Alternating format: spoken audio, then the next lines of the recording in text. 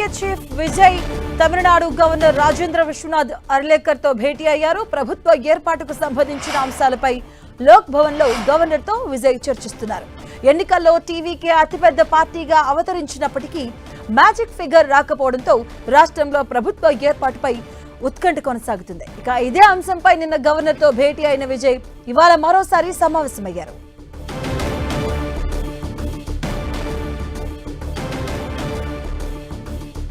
ఈ రోజు మరోసారి లోక్ భవన్ కు వెళ్లారు టీవీకే చీఫ్ అధినేత విజయ్. అసెంబ్లీలో బలం నిరూపించుకుంటానంటూ కూడా గవర్నర్ కు తెలియజేసినట్టు తెలుస్తుంది. ప్రభుత్వ ఏర్పాటుపై గవర్నర్ తో చర్చలు జరుపుతూ ఉన్నారు. ఎక్కువ సీట్లు గెలిచిన పార్టీగా తమకే అవకాశం ఇవ్వాలంటూ కూడా గవర్నర్ కి కోరినట్టుగా తెలుస్తూ ఉంది. టీవీకే చీఫ్ విజయ్ కాంగ్రెస్ మద్దతు లేక అలాగే మంత్రుల జాబితాను కూడా గవర్నర్ కు అందించారు. టీవీకే చీఫ్ విజయ్ తమిళనాట రాజకీయాలు రసవత్తరంగా మారుతున్నాయి. మరోసారి గవర్నర్ తో భేటీ అయ్యారు విజయ్.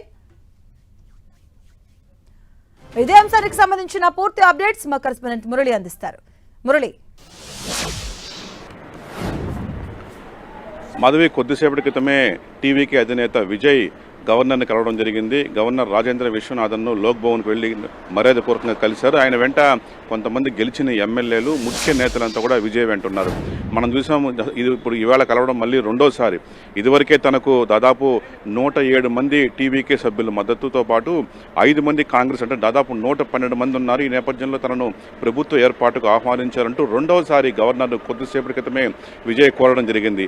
అట్లాగే తనకు కేవలం ఒక 2 వారాల కంటే వారం నుంచి 2 వారాల గడువు ఇస్తే చాలు, మిగిలిన సభ్యులు కూడా మద్దతు కూడగడతాను, తన బలాన్ని పూర్తి స్థాయిలో నిరూపించుకుంటాను, అందుకు అవకాశం ఇవ్వమని చెప్పి ఈ సందర్భంగా విజయ్ గవర్నర్ని కోరారు. అంతేకాకుండా విజయ్ గతంలో ఇట్లాంటి సందర్భాల్లో వివిధ రాష్ట్రాల్లో చోటు చేసుకున్న అనేక ఉదాహరణలు కూడా ఆయన వివరించారు. గతంలో అనేక రాష్ట్రాల్లో కూడా ఇదే సందర్భంలో అతిపెద్ద పార్టీగా వచ్చిన పార్టీని, అంటే సీట్ల పరంగా అత్యధిక సీట్లు సాధించిన పార్టీని ప్రభుత్వ ఏర్పాటుకు గవర్నర్ ఆహ్వానించాలి, ఇది ఒక రాజ్యాంగబద్ధమైన సాంప్రదాయం, గతంలో పలానా రాష్ట్రాల్లో పలానా విధంగా జరిగినప్పుడు గవర్నర్లు కూడా అతిపెద్ద పార్టీని ప్రభుత్వ ఏర్పాటుకు ఆహ్వానించి వాళ్ళకి బల నిరూపణకు 5 రోజుల నుంచి గరిష్టంగా 2 వారాల వరకు ఇచ్చిన సందర్భాలు ఉన్నాయి అన్న అంశాన్ని కూడా స్వయంగా విజయ్ గవర్నర్ దృష్టికి తీసుకెళ్లారు. అయితే గవర్నర్ నుంచి ఇప్పటి వరకు ఎట్లాంటి స్పందన లేదు. అయితే అఫీషియల్గా గవర్నర్ కార్యాలయం నుంచి ప్రకటన బహుశా వెలువడవచ్చు అని చూస్తున్నా. మొత్తంగా లోపల ఇంకా ఉన్నారు, ఇంకా బయటకు కూడా రాని పరిస్థితి. ప్రధానంగా ఇది వరకు జరిగింది, అంటే రాజ్యాంగబద్ధంగా మీరు నడుచుకుంటారని మేము ఆశిస్తున్నామని కూడా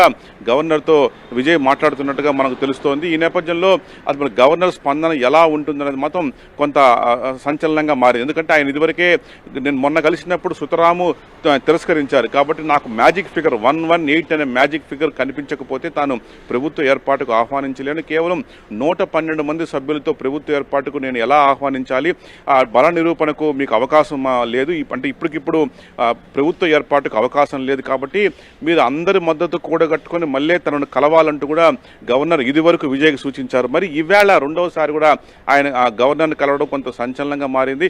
మరి గవర్నర్ ఈ ఆహ్వానం, ఆయన విజయ్ చేసిన ఆహ్వానాన్ని గవర్నర్ మన్నిస్తారా లేదని మాత్రం కాసేపట్లో తెలిసే అవకాశం ఉంది. మురళి, అంటే గతంలో ఏదైతే ఇలాంటి పరిణామాలు చోటు చేసుకున్నప్పుడు ఎలాంటి ప్రణాళికతో వెళ్ళడం జరిగింది, సో దాన్ని ఇక్కడ అప్లై చేసే అవకాశం ఎంతవరకు ఉంటుంది? 100%. ఎందుకంటే గతంలో మనం చాలా సందర్భాల్లో ఇదే తరహాలో ఆ ప్రభుత్వం, అంటే ఎన్నికలు ముగిసిన తర్వాత చాలా రాష్ట్రాల్లో హంగ్ అసెంబ్లీ ఏర్పడింది.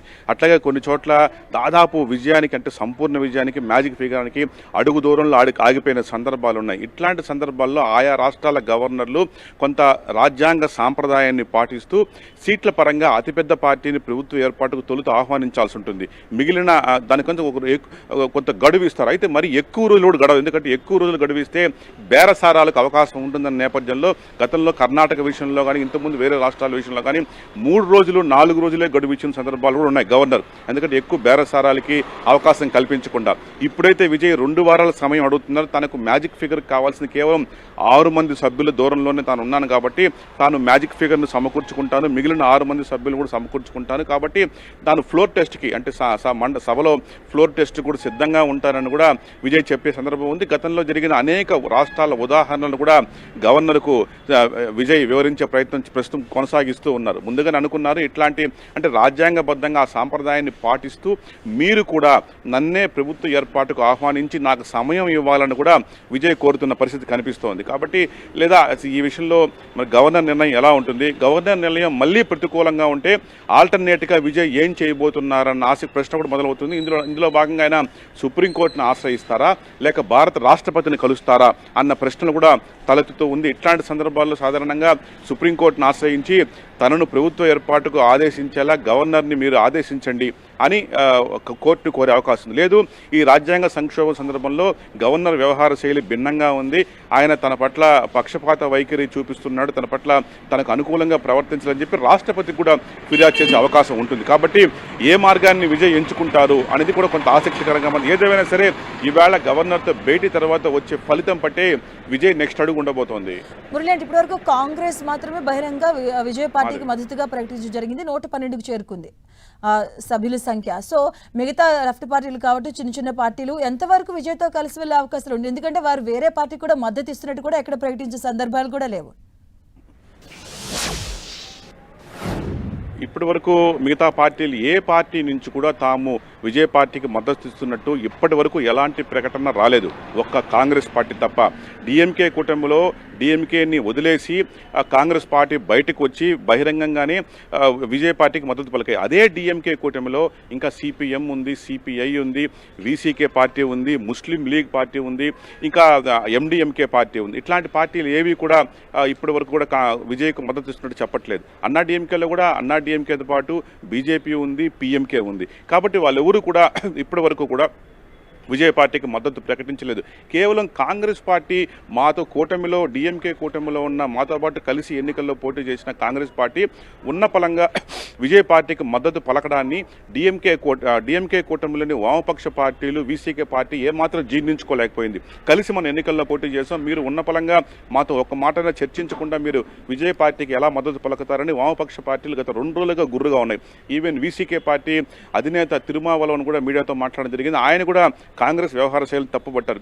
ఈవెన్ కాంగ్రెస్ వ్యవహార శైలి పట్ల డిఎంకే కూడా అసంతృప్తిగా ఉంది. మనం కలిసి ఎన్నికల్లో వెళ్ళాం, తీరా మీరు మమ్మల్ని వదిలేసి ఒక ఉన్న పలంగా టీవీకేకి ఎలా వెళ్తారని చెప్పి. కాబట్టి డిఎంకేలో ఇట్లాంటి చీలికలు ఒక కాంగ్రెస్ పార్టీ వల్లే కొంత చీలిక వచ్చింది. ఈ నేపథ్యంలో కాంగ్రెస్ పార్టీ వ్యవహార శైలి నచ్చకే అన్ని పార్టీలు కూడా విజయ్తో జత కట్టడానికి ఏమాత్రం అంగీకరించట్లేదు. ఈ పరిణామాలంతా కూడా విజయ్ ఏమాత్రం ఊహించలేదు. కాబట్టి వాళ్ళు వస్తారనే భావించారు, కానీ తీరా కాంగ్రెస్ ముందుగా రావడంతో ఈ వ్యవహారం అంతా కొంత రివర్స్ అయిందని మనం భావించాల్సి ఉంటుంది. ఏదేమైనా సరే ఇంకా కూడా విజయ్లో కొంత ఆశ ఉంది.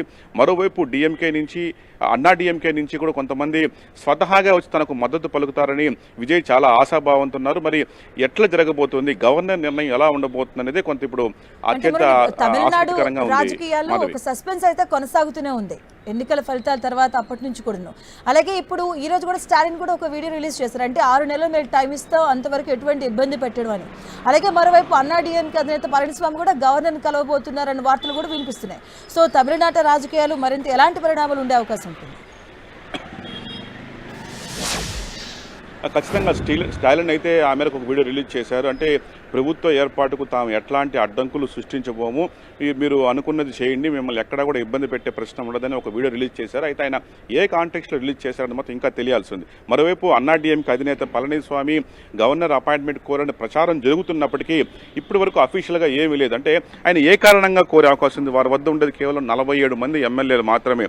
ఈ నేపథ్యంలో బీజేపీ నుంచి ఒకరు గెలిచారు, వాళ్ళు ఒక్కరే ఉన్నారు. అట్లాగే పిఎంకే నుంచి 4 ఉన్నారు, వాళ్ళు కూడా అన్నా డిఎంకే కూటమిలో ఉన్నారు. కాబట్టి ఆయన వీళ్ళందరితో కలిసి గవర్నర్ని ఎందుకు కోరుతారు, ఏ కారణంగా ఆయన కోరి ఏం అంటే కలిసి ఏం కోరబోతున్నారు కూడా సస్పెన్స్ ఉంది. ఏదేమైనా సరే పళనిస్వామి గవర్నర్ అపాయింట్మెంట్ కోరినట్లుగా ఇప్పటి వరకు ఎట్లాంటి అఫీషియల్ సమాచారం అయితే లేదు. ఏదేమైనా ఇప్పుడు విజయ్ గవర్నర్ని కలవడమే కొంత సెన్సేషన్గా మారింది. గవర్నర్ నుంచి ఏ రెస్పాన్స్ వస్తుందన్న దాన్ని బట్టే తమిళ రాజకీయాలు ఈ మధ్యాహ్నం తర్వాత మరింతగా మలుపు తిరిగే పరిస్థితి కనిపిస్తోంది. అంటే మురళి ఈ రోజు గవర్నర్ కలిసినప్పుడు ఎంతమంది సభ్యులతో అంటే విజయ్ లేఖను సమర్పించడం జరిగింది, అలాగే దాని పరిణామాలు ఎలా ఉండే అవకాశం ఉంటుంది? ఖచ్చితంగా అంటే చాలామంది సుమారు 10 మందితో కలిసి విజయ్ గవర్నర్ని రెండోసారి కలిశారు. ప్రధానంగా ఆయనకు ముఖ్య సహచరుడు అదవ్ ఆనంద్, అట్లాగే ఆనంద్ అనే వ్యక్తి, అదవ్ మాధవ్ అనే వ్యక్తి, ఇంకోటి షెంగోటియన్ మాజీ మంత్రి సీనియర్ లీడర్ షెంగోటియాను, అట్లాగే సిటీలో గెలిచిన కొంతమంది ఎమ్మెల్యేలు, చెన్నై నగరంలో ఎమ్మెల్యేలు వారితో వెళ్ళి కలిశారు. మరోవైపు మిగిలిన ఎమ్మెల్యేలంతా కూడా తను అనుకున్న మహాబలిపురం రిసార్ట్లోనే ఉండాలని చెప్పి కూడా ఆయన ఆదేశం జరిగింది. చాలామంది ఎమ్మెల్యేలు నిన్న ఈవినింగ్ చాలామంది ఊర్లోకి వెళ్ళిపోయినప్పటికీ అత్యవసరంగా వారిని వెనక్కి పిలిపించడంతో అందరూ కూడా తిరిగి వచ్చి మహాబలిపురం రిసార్ట్ చేరుకున్నారు. ఇదే సందర్భంలో డిఎంకే, అన్నా డిఎంకే ఎమ్మెల్యేలు కూడా పాండిచ్చేరి దగ్గర ఉన్న ఒక ప్రైవేట్ రిసార్ట్లో అందరూ కూడా అందుబాటులో ఉండాలని చెప్పి డిఎంకే, అన్నా డిఎంకే ఎమ్మెల్యే అంతా కూడా సపరేట్. మొత్తంగా తమిళనాట రిసార్ట్స్ రాజకీయం అయితే ప్రస్తుతం కొనసాగుతుంది. అయితే మొత్తంగా ఇప్పుడు ఈ మా గవర్నర్ స్పందన బట్టే తదుపరి విజయ్ కార్యాచరణ అయితే ఉండబోతోంది. మాధవి. Thank you Murali.